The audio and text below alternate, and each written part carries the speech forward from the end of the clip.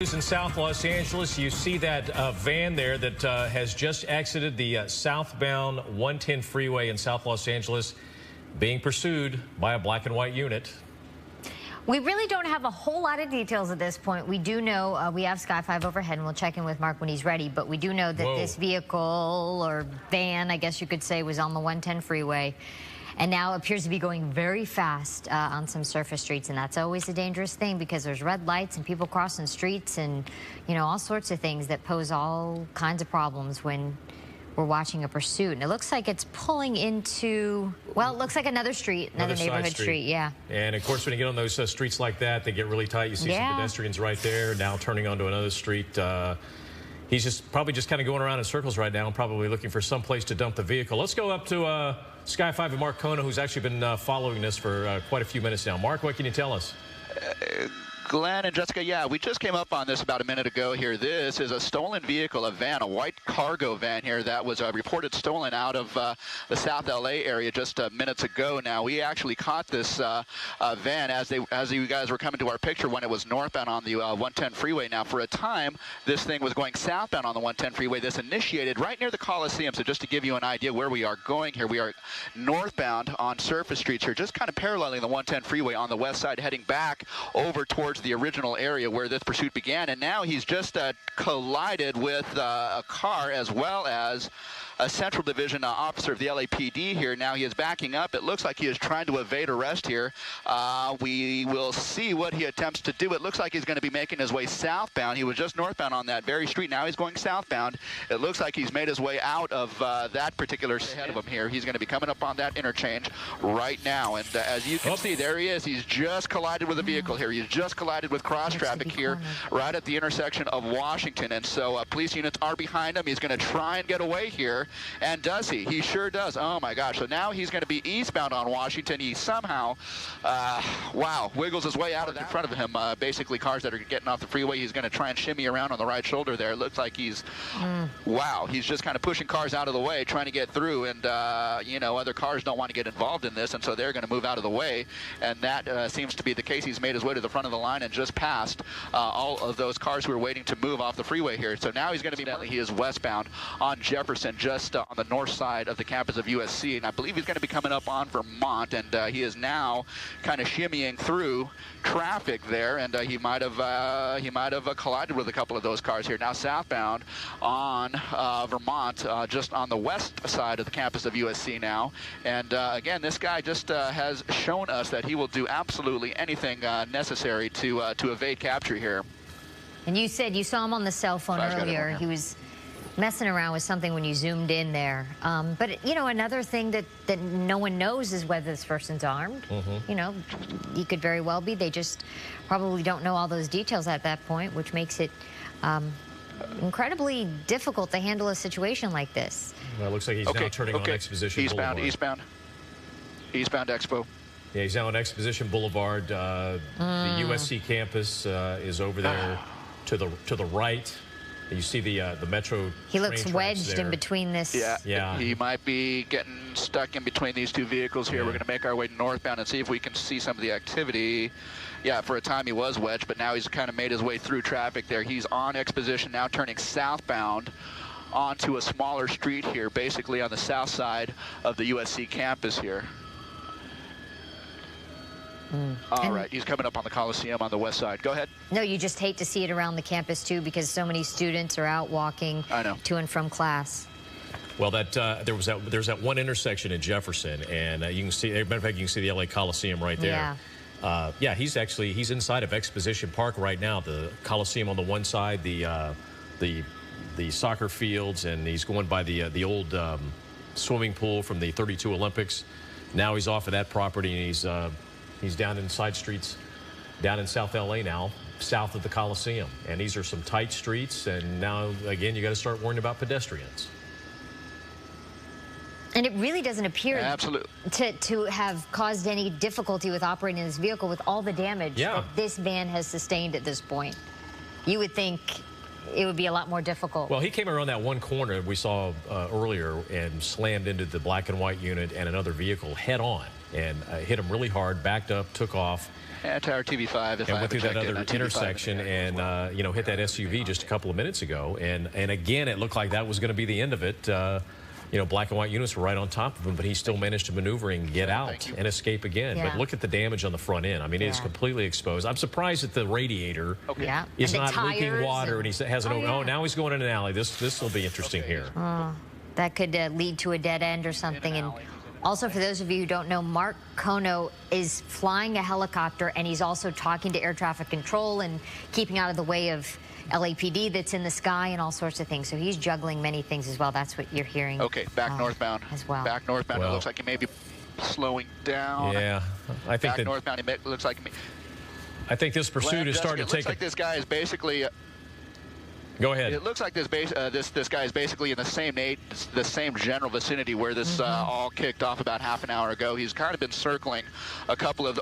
Wow! Almost came up on crash traffic there, and wow, we almost had another collision there. My goodness, he is basically eastbound approaching the Harbor Freeway at this point. But this is basically the general vicinity where this all kicked off, and so this may be an area of familiarity to this guy here. And as he comes up to that intersection up there, Figueroa, there are a couple of officers waiting there, and he just got spike stripped. I believe he may have been spike stripped there. Hopefully they got him, and that might help to disable this guy's car. But here he is back now eastbound on the major street there, and so yeah, this is logically this seems like an area of familiarity because this is the same general vicinity where this all kicked off, and this is kind of where he's returned to. So here we are traveling through some commercial and residential areas at a very high rate of speed. So we will kind of follow this around and see what this guy does.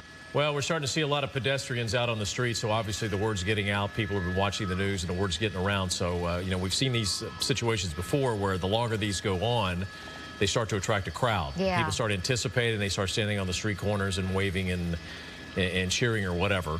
Hopefully they're rooting for the police in this situation, but you just don't know. It's crazy. See those people running back there? Now, oh, look at that. Again, on the wrong side of the street. I'm wondering if he did make contact with that spike strip because he seems to be really out of control at this point. Well, I don't see the tires, but the tires aren't smoking. You don't see the tires smoking, so now he's going down. Looks like another coming through an alley. Coming through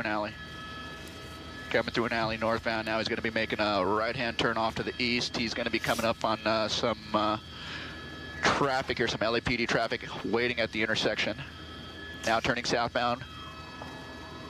And you hate to anticipate how this is going to end because this is a guy that's not going to go easy. Yeah, you know.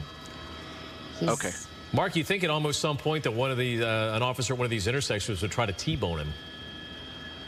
Well, you know what, Glenn? I don't know about that. You know, you think the best they might be able to hope for would be to spin him at some point if given the correct amount of speed here. But I will tell you, this neighborhood is thoroughly saturated with LAPD officers here. I mean, again, this just seems like a familiar area to him, and so there are officers at several of the intersections. But however, having just said that, he's just going to be coming up on a bus here. My gosh, turning northbound.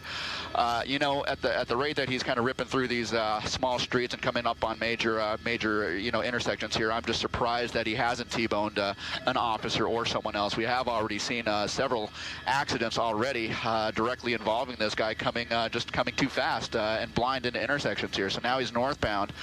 You know, I will say that he's probably traveling a little bit slower than he was at its peak. Maybe that van is showing some signs of wear, or maybe it's slightly disabled. We just don't know at this point. You know, he's going to be making a right turn, and there he is. And he's just tried to make the right turn a little bit too fast, and now he's going to try and get out of this. And so he has been able to do so countless times before, and now here's another time. He is just now he was basically taking that turn too fast, and he couldn't make the turn, and so he just got pinned up against the curb there and the vehicle. But he is able to get out of that one, as we have seen time and time again at this point. So again, he's just kind of making his way, making the round through the neighborhood here, east, west, north, and south through this residential area, just south of the Coliseum by about 3 to 5 blocks at this point. But he's just kind of making his way around. I can't believe how many times he's gotten out of a predicament here. We've seen. Yeah, and he backed up and hit another black and white unit, so that's another charge of assault with a deadly weapon. And this is. It's just amazing he's lasted as long as he has. It really is, considering the damage to that vehicle, and he just continues to go. And that they can't corner him in. They're so close every time, and he gets away. Well, it looked like they were going to try a pit maneuver that intersection a couple of, about 30 seconds ago, but there was another vehicle sitting there, so there's no way they could do that. And you see there a pedestrian there running to get out of the way. Okay. Again, if you're just joining us, you're watching The View from Sky 5. This is a cargo van that was stolen in South Los Angeles near the LA Coliseum in Exposition Park. And it looks like another spike strip. Spike strips. There we go. Good job. Good job. Great placement on that spike strip. As he was coming around that intersection, they laid down the spike strip, and apparently he ran right over it. So this vehicle does seem to be moving a little bit slower, although having said that, he is trying his very best to get away and evade capture at this point here. Several officers of the LAPD are stationed around the neighborhood here, and given the fact that they were able to lay down spike strips at that particular intersection tells us that, yeah, he has been kind of making the rounds through that same intersection. So they are not able to predict his moves so much, but they know that he is kind of working his way around this same neighborhood. So by that, they have been able to lay down those spike strips and hopefully do a little bit more damage to the van and hopefully bring this to an end.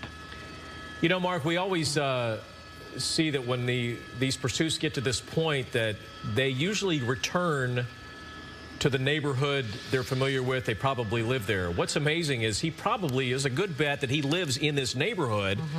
But he also committed a crime in the same neighborhood. He stole a van. I mean, somebody's probably going to know him and turn him in for the stolen vehicle if he'd have gotten away with it. It seems like you would have committed the crime, you'd go to another neighborhood. Yeah, you would think. You would think. But, who can attest to the, logic of, what these guys do and, why they do things. But he's literally going I in don't know for sure that the van is from this particular neighborhood, but he definitely knows, well, he certainly seems to know a little bit about the layout of this neighborhood here in terms of streets and, where to turn. And he just seems to kind of know the ins and outs of this neighborhood. So he has been just kind of making the rounds over, say, a 5 to 10 block square radius here, and he continues to do so. Yep.